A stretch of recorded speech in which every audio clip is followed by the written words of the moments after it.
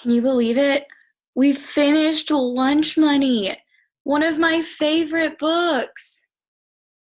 I feel like we need a moment of silence. She'd say,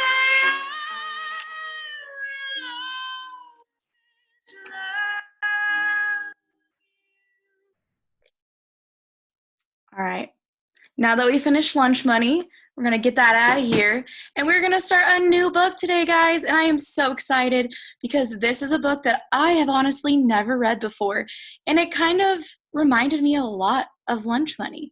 So let's go ahead and get started. Our new character today, his name is Max, and it's going to be really exciting to see how he reminds me so much of Greg.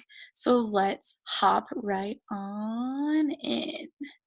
So it is called Max Malone Makes a Million. And can you guys honestly even think about making $1 million? That sounds amazing. So let's go ahead and hop right into this book and see how Max makes $1 million. So let's start off with some vocabulary. These words I thought some of you might know already, so I did not put the definitions in today. So let's start over here on the left with victory. Now, right now, I put a picture of Michael Jordan in there with his hands up in the air in victory. And Michael Jordan waved his hands in victory when he had made the game-winning shot. So I want you all to think about, do you know what victory means? Yes, victory means to win. So remember that when you see Michael Jordan with his hands up in the air in victory, they are winning. Next, we are doing fortune. And so you see that big pile of money that guy has? I always think of like this, where people throw their money everywhere. They have a fortune. So one of my favorite shows is Wheel of Fortune because contestants can win lots of money. They can make a fortune. So Wheel of Fortune is, they have the opportunity to win a lot of money. So keep your eyes out today while we're reading for those vocabulary words. What am I learning today? Today we're kind of working on the same skill we've been working on for a while. I can use text evidence to describe characters and events in the story. So you're going to keep looking back in that story to build up what you think, and it just gives you that foundation to where it shows people you know what you're talking about. So let's go ahead. This is Max. Now, in this story, I hope that you can find ways that Max reminds you of Greg. In the Chips is the first chapter in this story. And this over here on the side, it says, I can use text evidence to describe characters and events in the story. So this first page, they're going to introduce us to all the main characters in the story. And we are just going to keep an eye out to see if we learn about them. So in the Chips, Max Malone was lying on the living room floor. He was reading the Sunday comics and laughing at the latest adventures of Garfield. His sister Rosalie was working on a crossword puzzle at the dining room table. Does anyone know a 5-letter word that ends in T and means silent? We've learned that skill before. It's a synonym. They're looking for a synonym for the word silent. Quiet! Max ordered. I'm trying to read. Quiet! That's it! Thanks, Max! Mrs. Malone was on the couch reading the other part of the paper. She especially liked the human interest stories. Those were the stories about dogs who saved entire families from burning buildings, or firemen who rescued cats from trees. Now that is interesting, said Mrs. Malone. A 10-year-old boy made a fortune, lots of money, selling chocolate chip cookies. Max looked up from the comics and listened as his mother read. 10-year-old in the Chips. 10-year-old Anthony Baker of Portland, Oregon, doesn't have to steal cookies from the cookie jar. He puts them there. And judging by the number of cookies he's baked using his own original recipe, he's been filling lots of cookie jars. So far on the first page, we've learned that they're all sitting and looking at different parts of the paper. We've learned his sister's doing a crossword puzzle. We've learned that his mom likes to read about other people. And let's keep reading to see what else they read in this paper.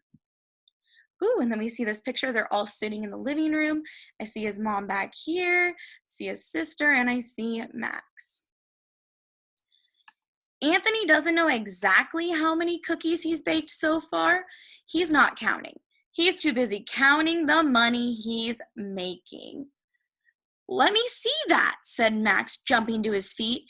He hurried over to the couch. Oh my goodness, I completely did not see that stop sign.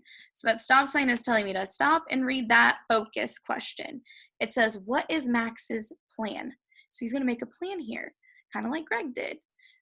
What does this tell you about Max? So let's go back and look. "Let me see that," said Max, jumping to his feet. He hurried over the couch and sat down next to his mother. She handed him the paper, and he began reading silently. He interrupted himself with lots of wows and oh boys. Wow. All he did was buy an old stove, and he rented an old shack in his neighborhood and where he baked and sold the cookies. Max continued to read to himself until he came to the last line. "Oh boy, listen to what it says here. This young man may well be on his way to becoming a millionaire." Max tossed the paper onto the couch. "Wow, a millionaire just by baking and selling chocolate chip cookies? I could do that."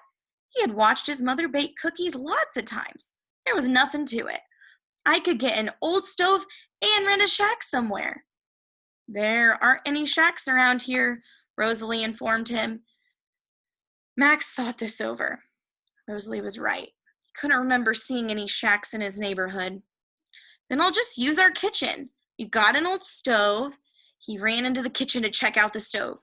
Rosalie followed him. Max opened and closed the oven door and worked the control knob a couple of times. So guys, what is Max's plan? What does this tell you about him? Well, Max's plan is that he wants to make cookies too, and he's going to go get a shack, and he is going to do it just like this kid did in the newspaper. But can he do that? No, his sister said, "There are no shacks around here. What are you thinking?" And he was like, "Okay, fine. I'm just going to do it in our house." And what that tells me about Max is that he kind of jumps into things and he doesn't really think them through. So he got all excited about this plan. He's like, "Okay, I'm going to do it just like this kid." But he really can't do that. It's not really an option for him. So he jumps into things and doesn't think them through all the way, which I can say that I do that sometimes too. It happens. All right, let's keep reading. Let's see what happens.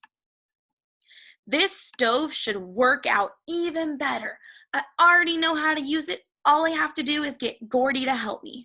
"I'll help you too," said Rosalie. "You'll need all the help you can get." All right, I see another stop sign. Why is Mrs. Malone wary of Max's plan? Now, that's kind of a tough word. Wary means kind of cautious. She's not sure about it. So, Max is going to make these cookies. Why doesn't she want him to do that? And then it looks like she's going to give in to his plan. She's going to let him do it. So we're going to have to figure out why. So let's get back to this. "I'll help you," said his sister. "You'll need all the help you can get." That's just what Max didn't need. Rosalie's help. She loved to eat anything that was sweet. She could eat tons of sugared cereal and never get tired of it. He could just imagine what she'd do with his cookies. "No thanks," said Max. "You'd eat them faster than we could bake them." "I'm not sure about this cookie business of yours," said Mrs. Malone, coming into the kitchen to pour herself a cup of coffee. "I don't like the idea of your fooling around with the stove. And the mess. Come on, Mom. What if Anthony Baker's mom told him not to fool around with the stove and worried about making a mess? He never would have made his fortune." Mrs. Malone leaned against the counter, took a sip of coffee, and sighed deeply. "Oh, well, I guess I ought to let you give it a try. 20 years from now, I don't want you to come to me and tell me that I kept you from becoming a millionaire. Just be careful." With an air of victory, Max raised his arms and shook his fist the way he had seen athletes in the Olympics do. Just kind of like Michael Jordan. "All right, Just you wait and see, Mom. We'll make so much money, you won't have to sell any more memo pads. Mrs. Malone sold personalized memo pads through the mail.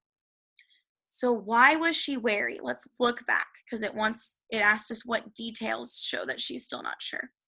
So the first thing she said, I'm gonna take this arrow. So, Max is saying no to his sister. You'd eat them faster. Come on, Mom. So it's right before that. She goes, I'm not sure about this cookie business of yours. I don't like the idea of you fooling around with the stove and the mess. So those are the two big things. She doesn't want him messing with the stove because, you could get burned or you could get hurt. And she doesn't want him to make a mess, which I know a lot of parents probably feel the same way. So those are the two things holding her back. And what makes her change her mind? So down here she goes, oh, well, I guess I ought to let you give it a try. So she's like, okay, I guess.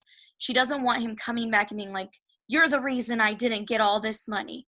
So that's kind of what made her change her mind. She doesn't want Max to blame her later on for not letting him try out this stuff.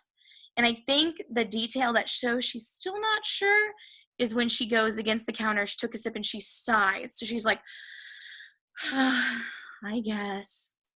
And so she's still not 100% sure, but she's going to let him try it anyway. So let's keep going. Oop, we're already on the last page. This went by so fast. I'd better go call Gordy, said Max, running to the phone. Max punched in Gordy's number and waited for someone to answer. He hoped it wouldn't be Gordy's mother or father. He hated talking to parents on the phone and having to be polite. Luckily, it was Gordy who finally answered, and Max didn't waste any time on small talk. He got straight to the point. Gordy, get over here right away. You, pal, are about to make a fortune. Oh my goodness, guys. I am so excited for this book. So already I see that Max is a lot like Greg. He is so excited to get started to make some of this money. And I also think he's a little different than Greg because Greg was really detail oriented and he made plans. I feel like Max is kind of jumping into this and he's like, let's just do it. Let's go. I'm ready, without a really solid plan like Greg had. So today, for your journal entry, it's going to be, whose help does Greg plan to get? Who does he want to help him in this plan that he has? And whose help does he reject? Who does he not want to help him, and why? So that is your journal entry today. Make sure you have that ready for class. And make sure, guys, that you try and use these vocabulary words in a sentence today and take it to your class with your teacher later. So victory and fortune. See if you can use those in a sentence, maybe even in class. If you can just pull those out and show your teacher those amazing vocabulary words. Guys, I was so excited to start that new text with you today. I'm so pumped to read with you tomorrow. Have a great day, fourth graders. Bye.